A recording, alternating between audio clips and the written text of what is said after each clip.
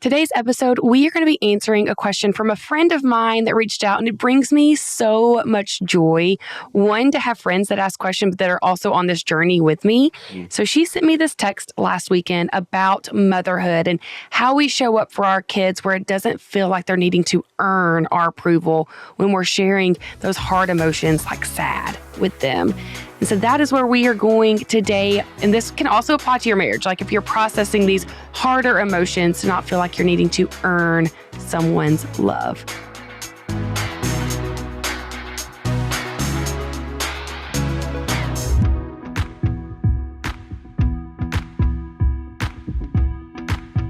So welcome to the Connection Codes podcast. This is the podcast where we break open the emotions that take us from being disconnected to connected in our relationships and in ourselves.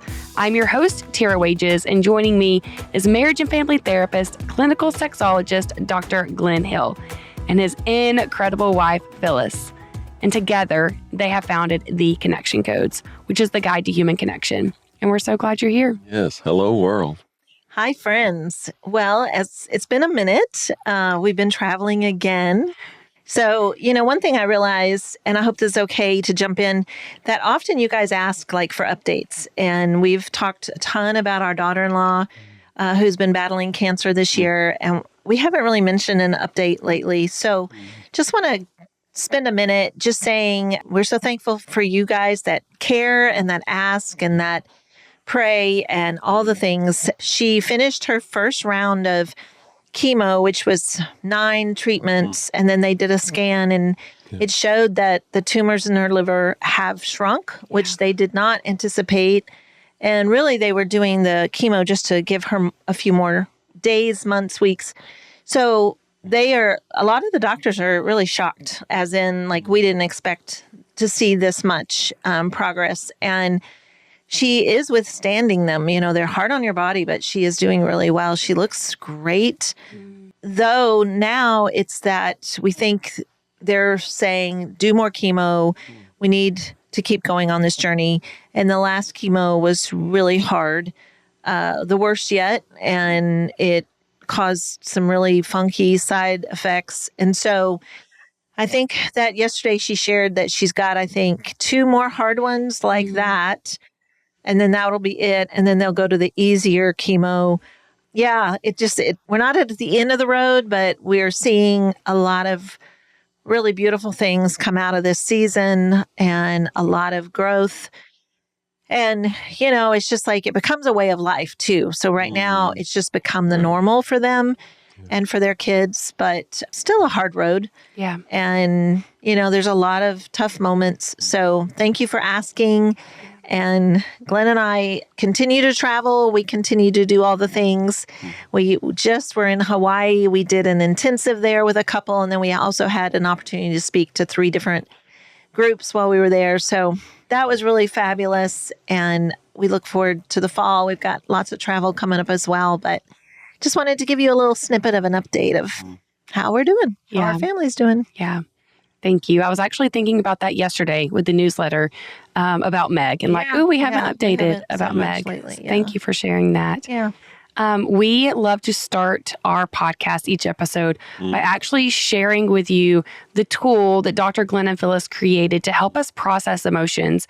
That way, when we're experiencing those hard life moments, those unexpected things and just those daily occurrences that even throw us off, like our washing machine breaking, it helps you to process your emotions no matter how big or how small the experience is. So you're not stuffing things and you're not living weighed down by your experiences. And so today I'm going to start our podcast by doing that. I'm going to share today. Yay. And so you can actually see how this works. I feel anger. I always like to start with anger. I don't know why. I feel anger. I know what I feel anger in. Yesterday, all throughout Tennessee, Alabama, my alma mater, high school, there were numerous threats for school shootings yesterday. Wow. I mean, numerous. So much anger in that. Shame. I feel shame because I have not worked out the last 2 days. And I was doing really good in my rhythm. And I feel shame that I have stayed up too late. So then that messes up my mornings. I feel guilt. I'm going out tonight with a girlfriend. I'm going out tomorrow night with some girlfriends. And so Wes is holding down the fort by himself. And he's just done a lot around the house this week when he's been in town. So I feel guilt that I'm out. Fear. I feel fear because we have another podcast that we are hosting in less than an hour. And so I feel fear that we're not going to get this done in time. Lonely. Yesterday, being here by myself last week, I got to work with y'all, and our director of certified coaching came in town. So I was working with other people. And yesterday I was like, ooh, no, I'm back to this quietness again. And that felt really lonely. Yeah. Sad. I feel sad. My youngest has been having really intense coughing spells, and I just feel sad for his little body. Hurt. Ooh, what is my hurt? I always struggle with hurt. Ooh. Oh, I need to think fast because we have another podcast. Think of a big time I felt hurt. Oh, okay. Currently planning my high school reunion right now. Wow. And I feel hurt that people are not responding to simple questions. And it's like, I'm doing all of this work. I just need you to click on this poll. 100 of you have seen it. 8 of you have clicked. Feel really hurt by that. Yeah.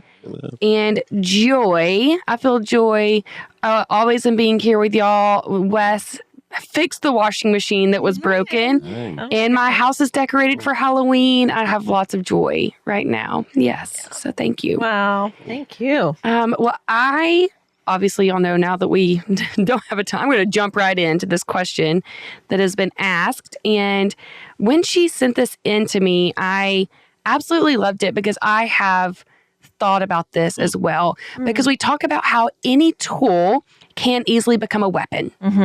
And so how can we avoid weaponizing these tools, especially with young kids, that they're being molded into how to learn and how to form these attachment theories?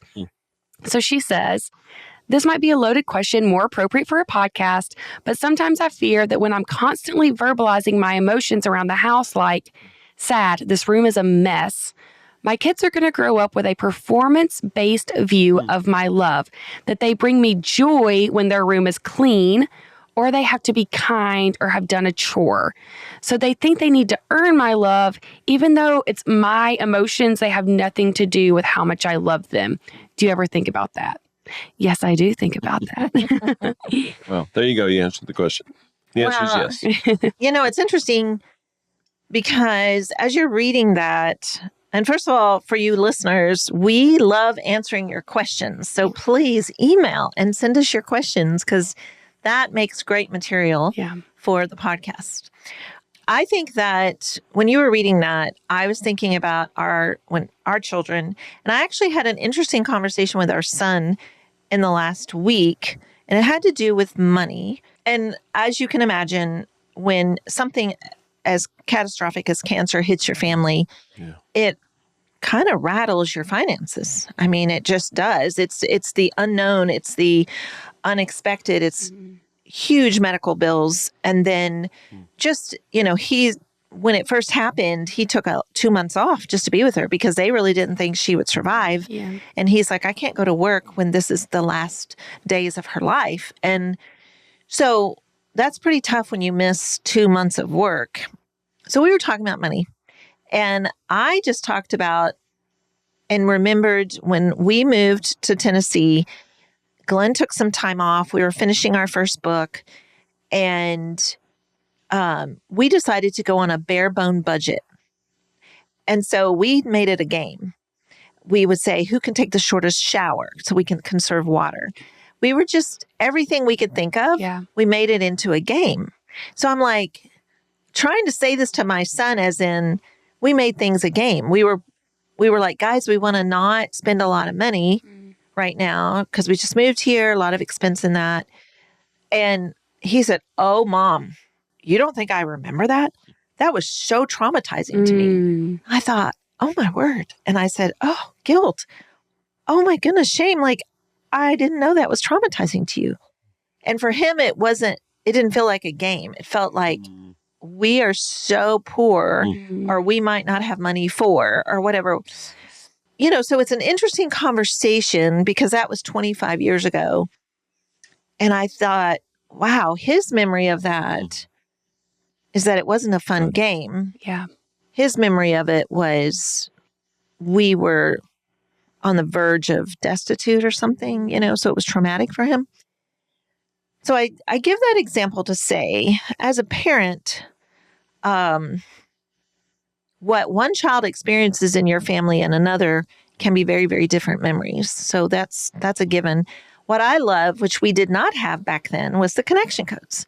For us to be able to say to our kids, hey, we're feeling some fear, but a lot of joy, because really we were fine. We were not even close to destitute. We just thought, let's keep our budget as low as possible for a while so we don't have to think about work for a while. Yeah. Like, we had the money, but we didn't have the words to communicate it or let our children communicate it. Yeah. So I think about what this question says is a mom or a dad, I don't know if it was a mom or a dad, that are saying, I'm walking around the house expressing my emotions. Well, you're teaching your kids to get to do that too, which is so beautiful.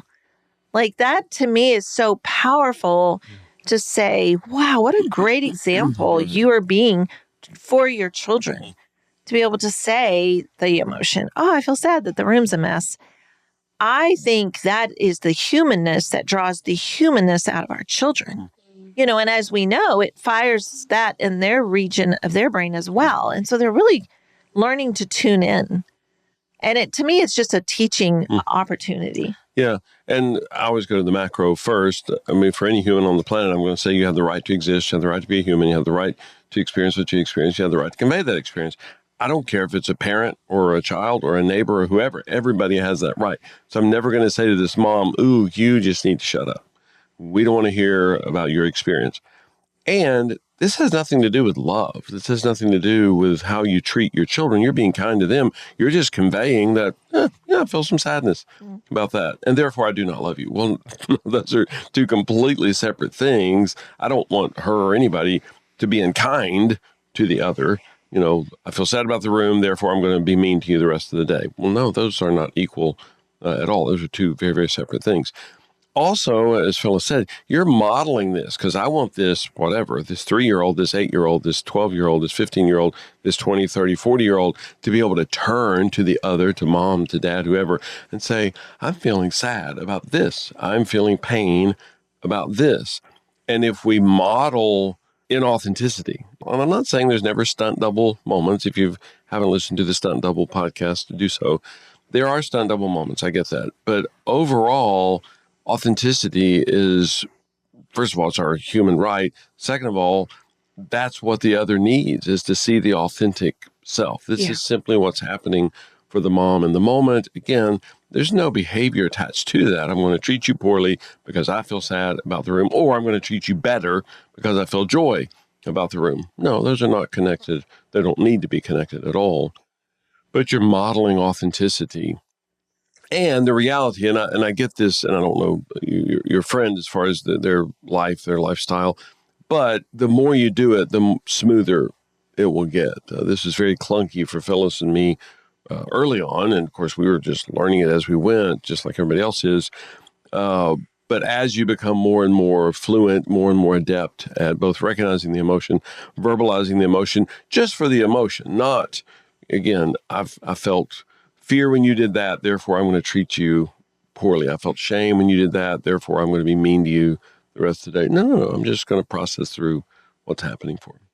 Yeah, I totally get that. I think for me, having small kids in my house still, seeing how things are playing out for them and how they respond when I share emotion.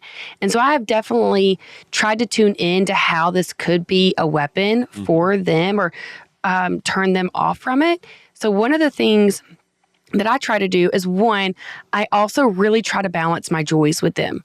Like, I tell them all the time, I have so much joy in just being your mom. Oh. No behavior attached to it. No, I have joy in being your mom because you help me around the house or any other type of thing. Just like, I have joy in being your mom. And I try to tell that to them repeatedly, daily.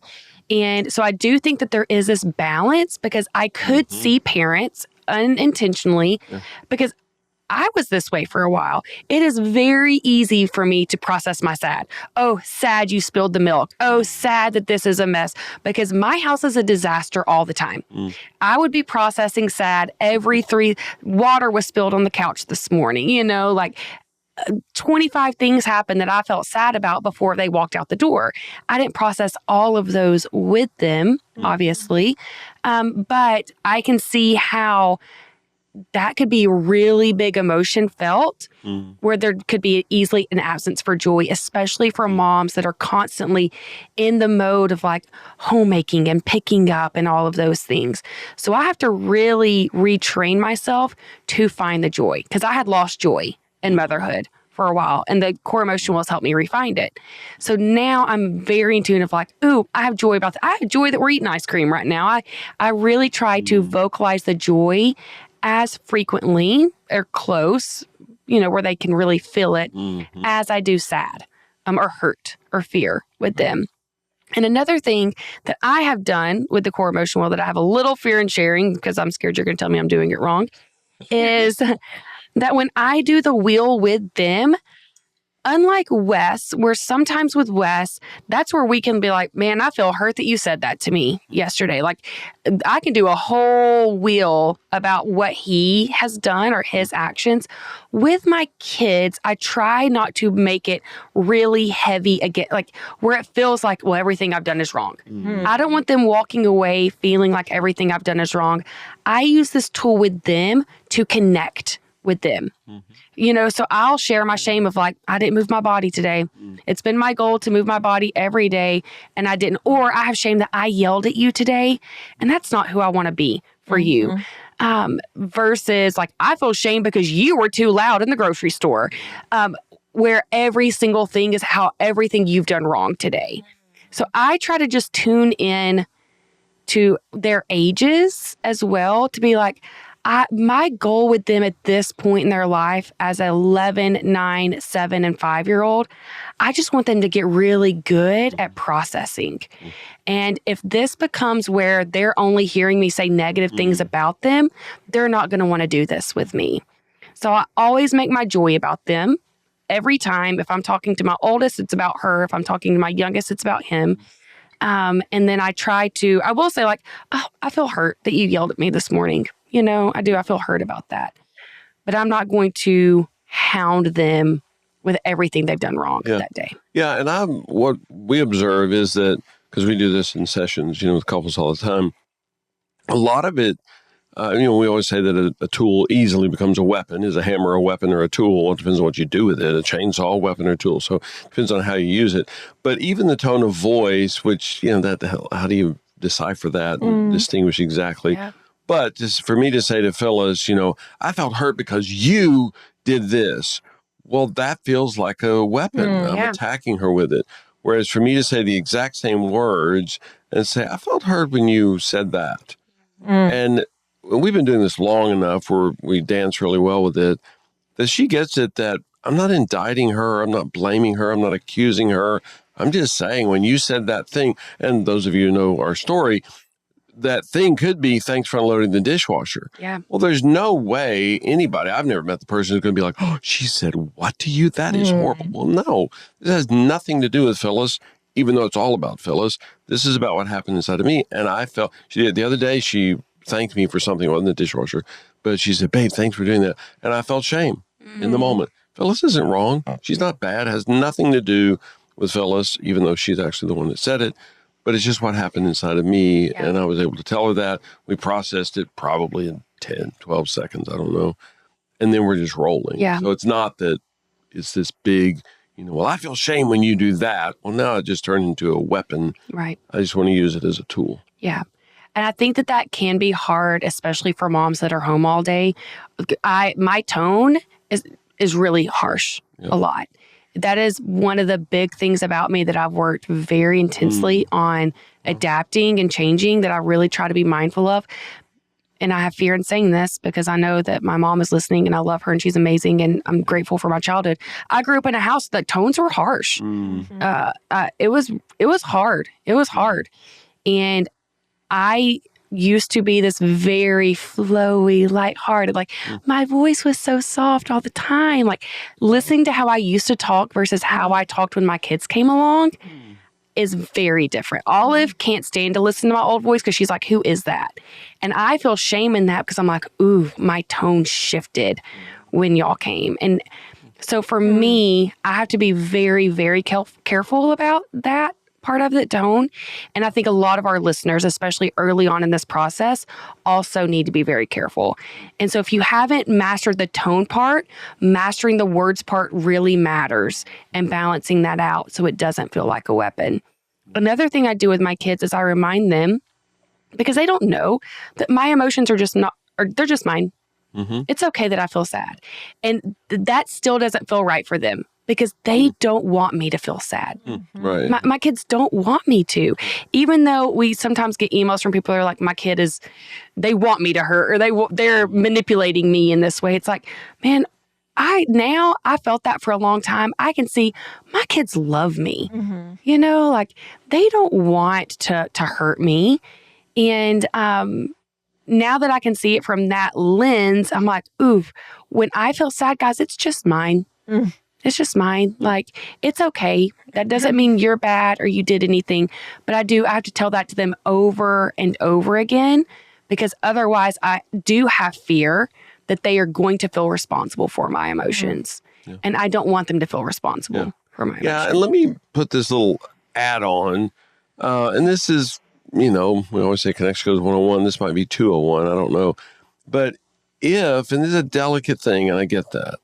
But if you say, the room's a mess, I feel sad about that, and pick a number, the 6-year-old feels guilt about that, I don't really care if they feel guilt because guilt's not good or bad, right or wrong. The guilt's just giving them a message that, I missed on that. I left all my toys. I left all my clothes out on the floor. I don't want them drowning in guilt for 3 days or even 3 minutes. I want them in the moment to go, Mom, I feel some guilt because, I left that there. I should put that away. And they quickly are moved to action. We call that the dance. And now mom and child are just dancing together. And in that moment, maybe the mom says, here, I'll help you. We'll do this together. We're partnered now. We're connected. And they do it together. So I'm not worried about the child feeling guilt. I'm not talking about drowning in guilt. I'm not talking about years and years of stifling, unprocessed guilt. I'm talking about in the moment, fires in the brain. The kid goes, oh, yeah, sad. Mom, I left my stuff there. I feel some guilt about that. They pick it up, put it away. And that whole thing took 25 seconds. And that's our goal. That's the reason I say do it more and more and more. And then you become fluent in it, because guilt's not a bad thing. Shame's not a bad thing. For the kid to have a fit, temper tantrum, whatever, say cruel things, I hate you, Mom. And then later for this, again, whatever, this 6-year-old says, Mom, I felt a lot of shame that I said that to you. That was not a good version of me as your little girl. Eesh, yuck. Good. I'm glad you feel shame. Again, I don't want her drowning in shame for 3 months. But in that moment to go, I was not the best version of myself. I'm going to do that better next time, Mom. Big win. Awesome. And we process it and we connect through it. And again, that's the dance. Then we are rolling. Yeah. I get that. I think that at that point, though, that is there's such a fine line. Oh, yeah. Well, that's why I say it's advanced. It is because for me, when I walk in, and I love there's an episode with Elijah early on where he's talking about coming home and the house is a mess and he goes into this tornado mode. I would do that all the time. I would, and I've so much pain. Saturday morning, my kids let me sleep in. I finally reached the point where they can make their own cereal. But then I walk out of my bedroom and the house is a disaster. How they got whatever they got, where they got it, the floors are sticky, the walls are sticky. I don't understand what happened. And instead of me being able to be like, oh, joy, I got to sleep in, my reaction was always, what have you done? Like, sad, sad, sad. And at that point, it's a weapon. At that point, that is not conveying to my kids a safe place of me connecting my emotion with them. It is me blaming them for my experience. And so that's why I think that it is our responsibility as parents to really be mindful of how our tone sounds, to be mindful of how often we are processing our pain and our joy with them. Are we attaching it to a behavior? And then also, are we weaponizing those 4 minutes together of doing the wheel? And so I do, in using these tools, especially with young kids, you are, you're responsible as the parents. Like it is a responsibility for you to show up and really see your kids. And that's something that we have a hard time doing. I expect my 9-year-old to act like a 20-year-old. Wes and I talk about this all the time. I'm like, baby, he got mad at his brother because his brother did this. He started yelling. What do I do when I get mad? I yell. Why do I expect him to be better than me? Like that's something we've really had to think about in our home. And so really view your kids from a place of like understanding and curiosity and what's behind the yelling. And, ooh, I felt hurt when you yelled, but what's happening for you there? And having the goal of connecting with them. If that is your goal, connection over everything, I'm so sorry. We have so many beepings today. Are we winning stuff? We are apparently winning things. I don't even know what's beeping at this point. But if I tell my coaching clients, connection over everything. Yeah. I think that's, of course, our kids are grown, but we have 12 grandchildren. So when they come over, they like to come over as a pack. Right. When they find out one group's coming, they all then want to come. So we often have, 8 of them for a weekend or whatever.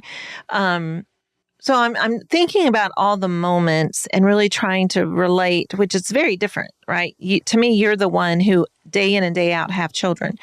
We have our grandchildren occasionally in the house. So, it is this, I love what you just said, like ultimately you're wanting connection with your children at whatever age. And the beauty of emotion and teaching them emotion is what I love is for them to be able to share what's happening for them. Yes. And there's so many cute videos that go around that are reels of children who've learned to use emotion words. Yeah. And those are some of my favorite videos because it is always so powerful when a young child can just speak their emotions.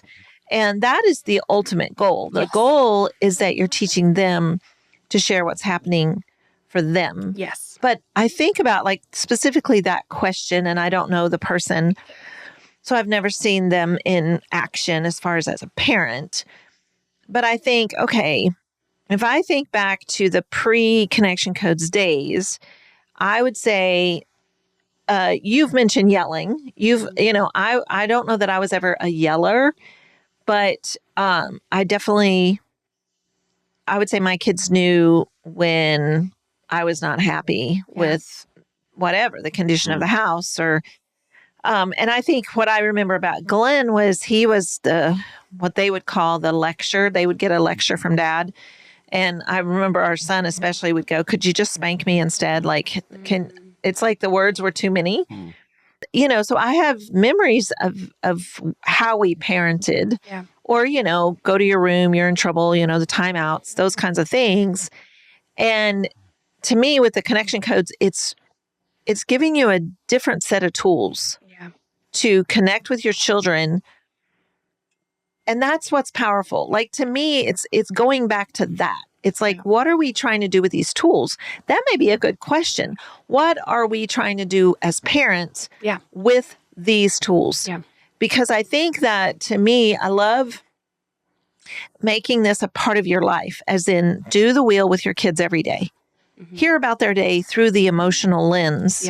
Because then you hear so many things that you might not have heard otherwise. 1,000%. Like, I felt lonely at school today because nobody would sit with me at lunch. That may be heartbreaking as a mom to hear that and dad, but it's like, that's the stuff you want to know. Yes. That's the stuff you want to hear come out of your children. I think that as a parent who experiences a lot of sad because of messes, because some parents don't notice messes. So right? jealous of them. Yeah. So we all do parenting differently, but to kind of know that you can process within yourself too. Yes. That there's so much power in that regulation. And I mean, to me, I think about that when all 8 grandchildren are at our house. Our house, when it's just the 2 of us, it's spotless all the time. I mean, it just is. And so, yes, when you bring in 8 children, all of a sudden there are messes everywhere. Yeah. But I don't want that to ever become the thing. I have so much joy that they want to be at our house. I have so much joy when they're together. If I express a sad, it's usually because they are arguing with each other. And then I call them together and I'm like, guys, I feel a lot of sad or when they're on their devices, I'll say, guys, a lot of sad. Here you are with your cousins. This is a great time to play games and you're on your devices. You're not talking to each other. Let's put our devices away. Right. So there are specific things, but like when I walk in the kitchen and it looks like a bomb's gone off because they love to cook, and I know that I'm very quickly processing within myself, maybe some sad, but then I go to the joy of just, oh my word, they're here, they're cooking, they're making messes. But then I'm also able to just say, hey guys, need some help in the kitchen. Let's get this cleaned up. And it's just a different way of thinking about these tools as far as how can we use them to connect us with our children, with our neighbors, with our partners, it's like coworkers. It's like, how can this become a connection with other people? Yeah, well, I was going to say 2 things about that real quickly. Number one, and something that Echo talks about a lot and presents this really well, is that we try to teach children at the time that they're least teachable. Ooh, yeah. When they're most dysregulated, that's when I gave them lectures. Forget it. I should have gone out in the backyard and talked to a tree. I would have accomplished more by doing that. So that's the very time that you can't. Or not that you can't try to teach them. They can't hear it. They cannot learn. Their limbic systems are flooded. Their cortex are shut down. It's just not going to happen. It's not because they're stupid or bad or evil. They're human. And that's what happens for every human on the planet. So that's the very time that you can't teach them anything. That's the very time that we most try to teach them something. But then also when we say connection is premier, this is a long-term relationship. Right. This isn't a one-shot thing. You don't have the next 90 seconds or you die. No. If you maintain connection, you're going to have tons and tons of opportunities. And lately we've sat with a lot of parents who, they use the phrase, pick your battles. And I say, don't pick your battles, only fight the battles that you must win. If my little guy spills some milk, I don't have to win that battle. Everybody spills milk. Okay, he did. I feel some pain about it. Oh, sad. Spilled milk, let's clean it up. And that's a few second interaction, not, a 45-minute lecture, which again, with my kids, it might have been because I would have lectured them about responsibility, being aware, blah, blah, blah. I think, oh my goodness, I'm amazed that my kids like me now, that they speak to me because I overwhelmed them all the time with, these long lectures, which again was the very point when they couldn't hear anything anyway. Which, so many thoughts about exactly what y'all just said. One, yes, the milk is not a battle that you want to win, but I also want to say to the mom who has that milk is the 45th thing that I'm going to try not to cry, that she has cleaned in the last hour. There are kids throwing up. There's poop on the toilet. Like, this thing is broken. They've broken your favorite vases that you just got a week ago for Christmas. Like, all of these things have happened. So that milk is so painful. And so I just want to say to her, I see you. I see you in that pain. The difference is my kids are not my therapists. And so that goes back to Phyllis's point of what is your goal with your kids? What is the goal? And so when I'm using the wheel with them, my goal is not for them to therapize me, not for them to hold all of the pains that I've had all day. But my goal with my kids with the wheel is for me to know what's happening for them, for me to create safe space for them so they know I'm going to listen, and for them to get really, really good at knowing what emotions feel like in their body. My goal with my kids when I do the wheel has nothing to do with me. It has nothing to do with me needing to process what I'm experiencing with them. I have Wes for that. Right. I have myself for that. I have a therapist or a coach for that. Not my kids. And so I love that point of know what your goal is and use these tools to give your kids the language, what you were saying, Glenn, to process for themselves. That is the goal. Yeah. And I have to add, because when you're doing the wheel and you're oohing them, you're setting a foundation, because you're going to do the wheel with them countless times, so that by the time they're 15, they know mom and dad are my go-to space. Mom and dad are safe space for me. No matter what I share with them, they will ooh me. They will be present with me. Will they feel pain about this dumb decision I made? Yeah, they probably will. And they'll tell me that, and we'll process it together, but they will be safe for me. They will be there for me, because you've